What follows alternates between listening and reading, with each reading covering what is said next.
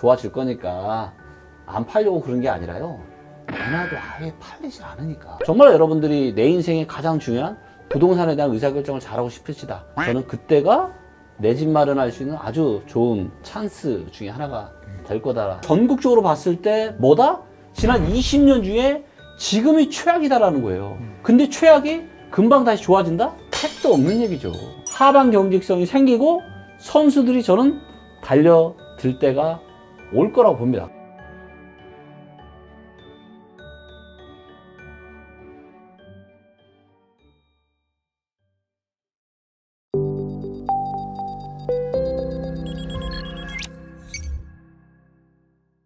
정부에서는 아직도 뭐 원희룡 장관님도 그렇고 조금 더 떨어져야 된다, 네, 이렇게 얘기하신단 말이에요. 네. 그럼에도 불구하고 한쪽에서 이제 규제도 푸시면서 더 떨어져야 된다 이렇게 하는데, 네, 아마 보셨겠지만 이번에 11월 10일 규제 해제 발표가 나오고 나서 매물이 실종됐다, 매물이 사라졌다 이런 기사들도 나왔습니다. 네. 이번엔 경기도 쪽으로 한번 가봐야, 네, 될 것 같아요. 저희 의왕을 한번 얘기해 볼까요? 의왕 한번 가볼게요. 자, 이제 여기 보시면 매물이거든요. 그쵸? 매물이 확실히 줄었죠. 중요한 건 뭐냐면 매물이 뭐 줄어든 건 얼마 안 돼. 거래량이 어때요? 거래량 없네요. 거래량이 아예 없어요. 네.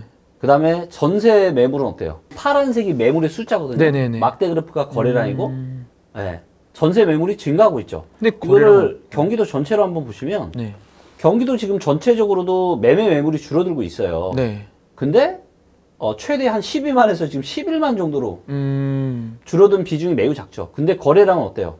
없네요. 계속 줄어들고 있죠. 더 심각하게 줄어들었죠. 네, 그러니까 10월달 같은 경우도 지금 매물이 12만 건인데 거래가 2,700건, 2% 조금 넘게 거래된 거죠. 그러니까 이만큼 지금 심각한 거고, 전세는 어때요? 전세 매물 늘어나는 거 보이시죠 지금? 그렇죠. 파란색 선. 네. 엄청나게 지금 많이 늘어나고 있죠. 네. 그러니까 이거는 매물이 줄어든 거는 아유 뭐 부동산 시장 다시 좋아질 거니까 안 팔려고 그런 게 아니라요. 내놔도 아예 팔리질 않으니까. 아, 그러니까 이게 규제 효과가 아니라는 보시는 거예요? 아니죠.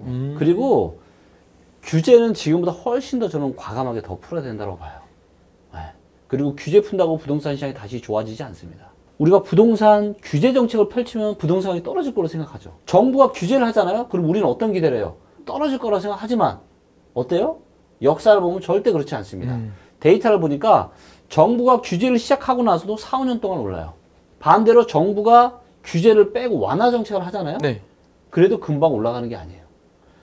완화 정책을 하고도 2, 3년은 지나야 시장이 조금 살짝 온도가 좀 바뀔까 말까 합니다. 내년에 많은 규제가 다 풀릴 거예요. 그러니까 사실 이전 정부가 만들어 놓은 이 규제책은 말도 안 되는 규제 정책들이 너무 많았어요. 그쵸. 빨리 다 없애야 되고요. 그 다음에 뭐 취득세, 중과세 이런 것도 다 저는 풀어야 된다고 보고, 결국에는 나중에는 양도세마저도 다 완화가 될 겁니다. 네.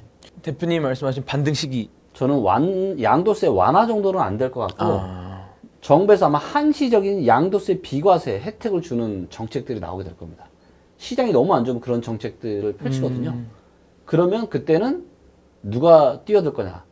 선수들. 즉 2020년, 21년에 집 파신 고수분들은 아마 사실 건데, 아마 일반인 분들은 무서워서 아마 그때도 잘 못 살 거예요. 하지만 정말 여러분들이 내 인생에 가장 중요한 부동산에 대한 의사결정을 잘하고 싶으시다.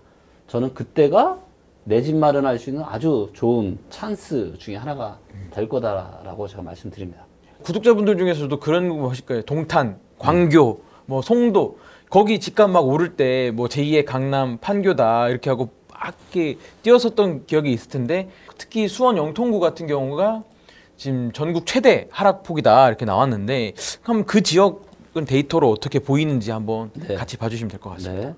보시면 이제 경기도의 데이터입니다. 밑으로 떨어질수록 전세가가 떨어지는 거고요. 왼쪽으로 갈수록 매매가가 떨어진 겁니다. 딱 한눈에 가장 밑에 가장 왼쪽에 있는 애가 보이죠? 영통구. 영통구입니다. 네. 영통구가 지금 올해 지금 1월 달부터 11월 14일까지 지금 누적으로 매매가 지금 10%, 전세가는 10%가 넘게 지금 하락을 했어요. 네. 그리고 이게 통계 데이터로 10%면요, 실제 아파트 단지는 20%, 30% 빠진 아파트 단지들이 많을 겁니다. 그렇죠. 그러니까 기사들 중에 헤드라인이 절반 이렇게, 네, 얘기할 정도로 나오는 거니까요. 네, 맞아요. 자, 이제 여기 이제 데이터를 보시면 이렇게 이제 대장이라고 이렇게 딱지가 붙어 있어요. 네. 지금 광교 중흥 S클래스에 지금 딱 대장 딱지가 붙어 있는데요. 얘를 보시면 지금 이제 5년 데이터로 보면 6월달 이후로 급락을 지금 하고 있죠. 최저 호가를 한번 보게 되면 얘가 지금 불과 이제 올해 중순만 하더라도 이제 16억 5천에서 22억까지 호가가 있었어요. 네. 근데 지금 13억 3천까지 최저 호가가 나와 있습니다. 와, 20%가 넘네요. 네, 네. 보시는 것처럼 지금 영통구가 굉장히 많이 지금 빠지고 있고요. 그 다음에 또 아까 이야기 주셨던 지금 이제 화성도 어때요? 수원시 영통구 다음으로 지금 많이 떨어진 데가 지금 화성입니다. 그래서 이제 화성도 보시면 이렇게 지금 굉장히 지금 많이 빠지고 있는 이런 모습을 볼 수가 있죠. 네, 그러니까 저희가 꼽았던 곳이 화성, 동탄, 광교, 그다음에 송도, 인천이죠. 송도. 네. 그다음에 인천도 한번 보시면 이제 송도가 연수구잖아요. 경기도와 인천을 합한. 근데 연수구가 마이너스 8.54죠.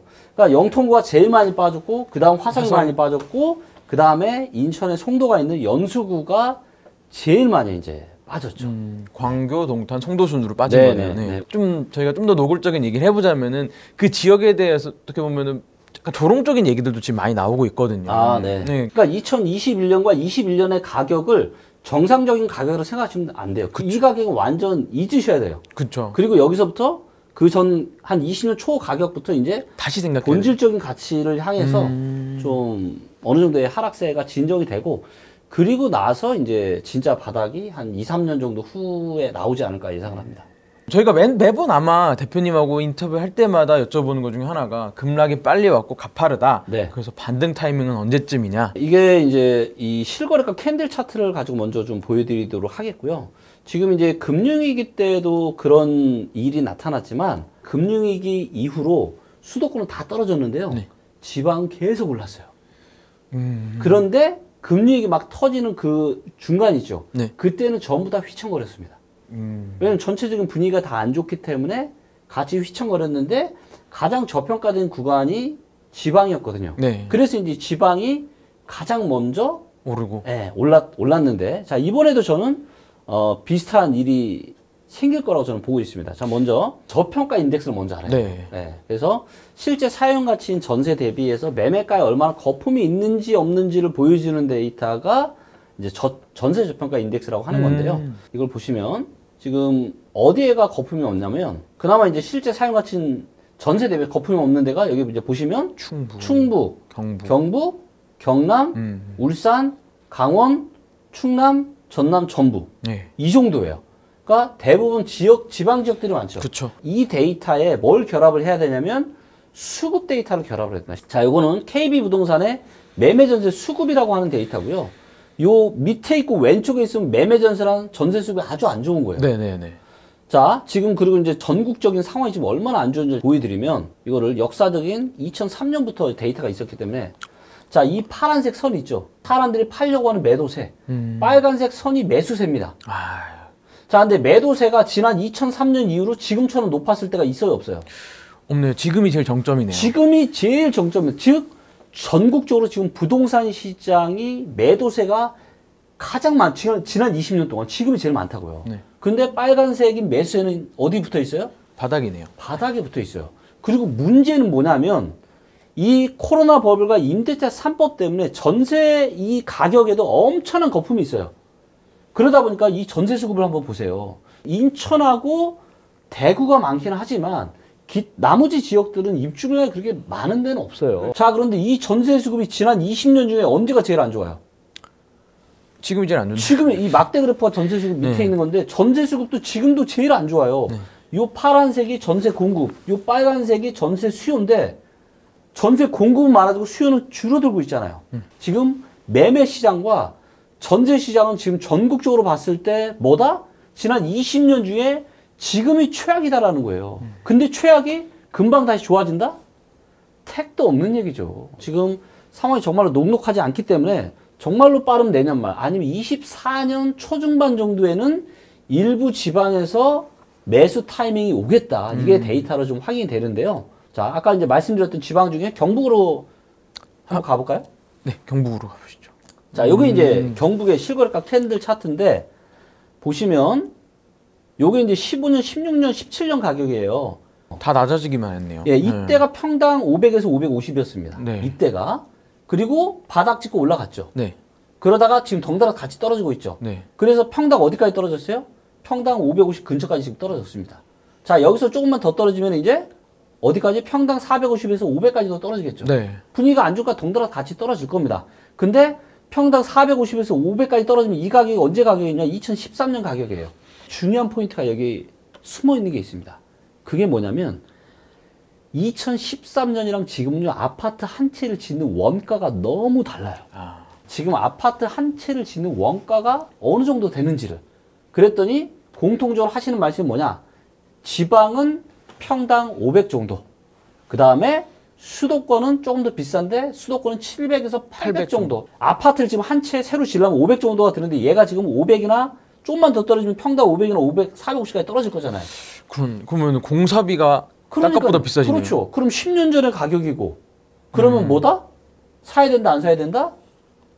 그건 뭐 제가 따로 말씀드리지 않겠습니다. 네. 자, 충북도 볼게요. 자, 충북도 어때요?